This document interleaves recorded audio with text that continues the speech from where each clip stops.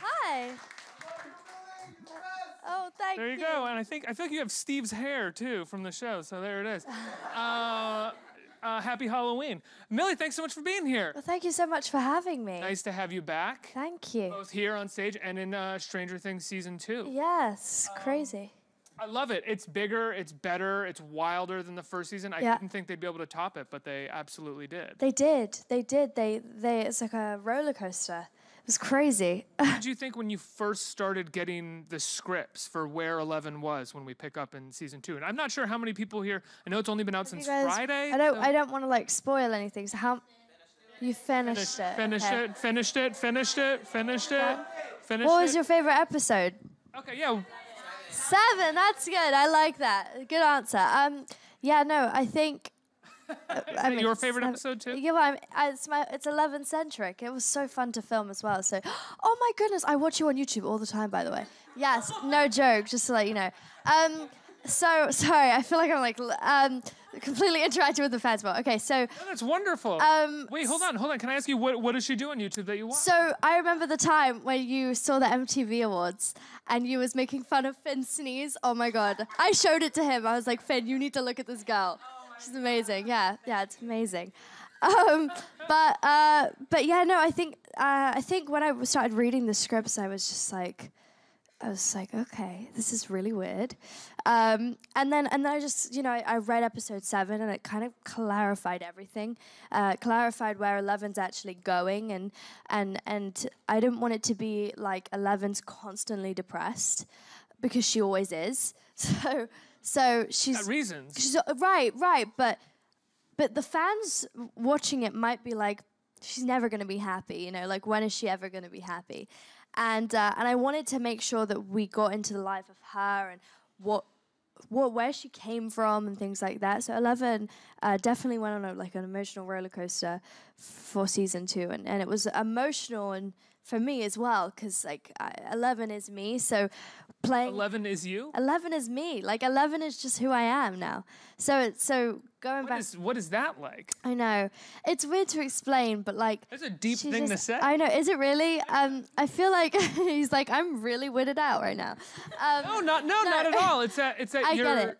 You're young. You have this character that's become iconic. Yeah. And saying that character is you now is it's great that you can feel that and feel unburdened to say that. It's just that I don't have to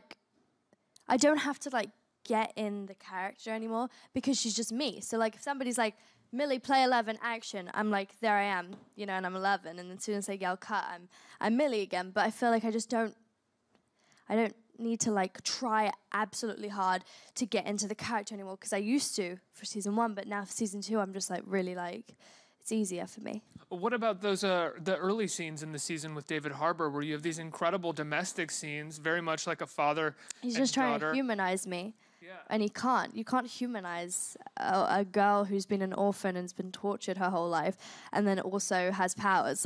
You can't humanize that, really. Also has power. Also has powers. That's a pretty big factor. So I feel like it's definitely a full circle, because she starts off with Hopper and she has this real weird connection with him, right? So but it's the greatest thing to watch, because also just to act with him is so great, because he's amazing and he makes every scene so powerful that he's a very committed actor. I mean, he's a classically trained theater actor. I've talked to him before. He takes the craft very seriously. And I'm just looking at him and I'm like, God, let me just try and be better. No, you can't.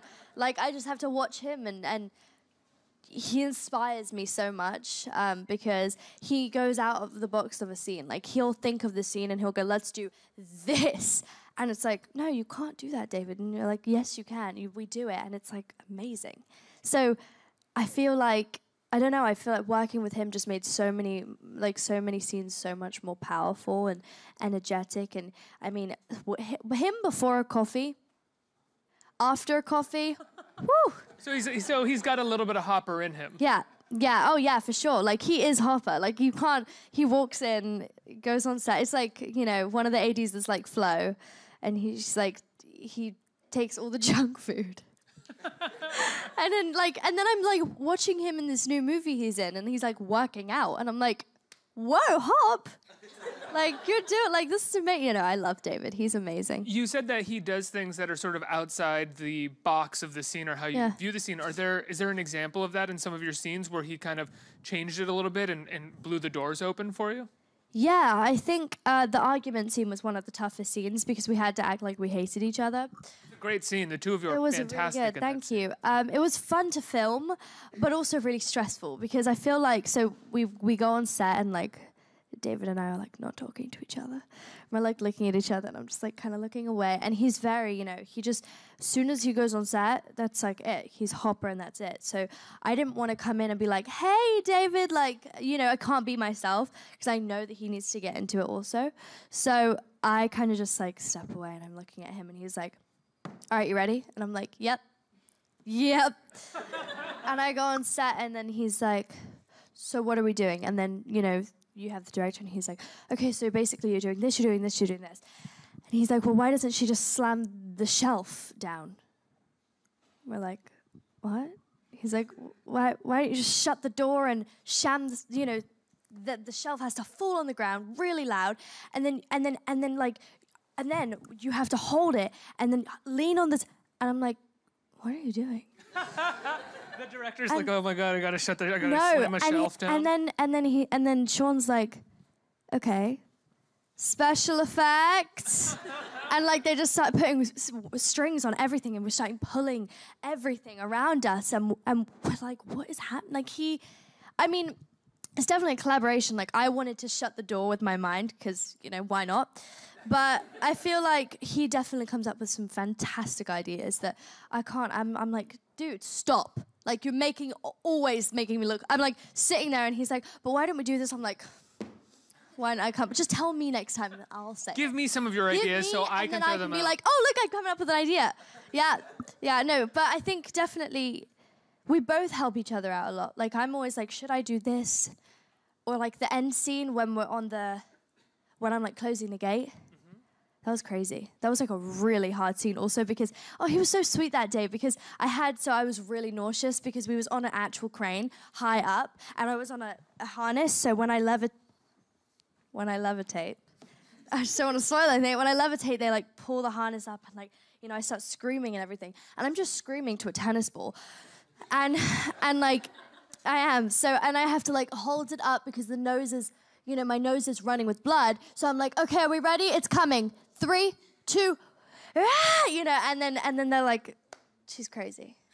And then like after that they yell cut and I'm like, I'm gonna be sick because we were so high up. Yeah. So they had to lower me, go outside. I'd have to like, you know, take a breather, throw up a little, then come back inside, you really do it again. Throw up? No, but I was definitely outside and I was like, okay, I can do this. Like, I'm gonna do this. And then I go back inside. I do it again. And then David was like, I have some like nausea bracelets that stop you from doing. Like, try it. And then I'm like, okay. And he's like, try this. This is really good. And then he's like, drink water. And I'm like, okay, Dad, calm down. Like, oh my goodness, no, he's great though. I love him. He has, I mean, based off of the way that I've heard him talk about the show, his character on the show, and also the way he gave that speech at the Golden Globes last year or the year before. Was it the Golden Globes? SAG Awards. Right? The SAG Awards, excuse me. If it was Golden Globes, we'd all be like, we'd all be having Emmys. Excuse me, at the SAG Awards, he does seem to be a bit like a father figure to everybody on the cast, whether, you know, he tries to be or not. It seems like he is. Yeah. Yeah, no, he is. He doesn't try either. Like, at the beginning of the season 1, he didn't like all of us. And it's like, it's actually like, he didn't like it's factual information. Like, he just didn't like us.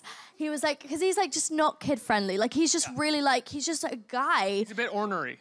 What does that mean? Curmudgeon, you know? Like curmudgeon? Let's see if I can like get moody? Surly. I don't know what you're saying right now. I love this. I'm just gonna be a thesaurus of words you don't know right Thank now. Thank you. I'm just gonna. Yeah, no. Like moody and kind of grumpy. Yeah, for sure. This is him. Yeah, like he's always grumpy. But like that's the thing I love about him is that he's not like, he's just so chill. And then so then it was first season. He's like, okay, there are kids and they're really energetic. And then like, you know, we go on set and he's like, you look good with the shaved head. I'm like, thank you. You know, and then like second season. Him warming up to kids. Yeah, You look he's good with like, a shaved head. You look good with a shaved head. Like, yeah, yeah. Oh, yeah. And then second season, like, he comes up to us and he's like,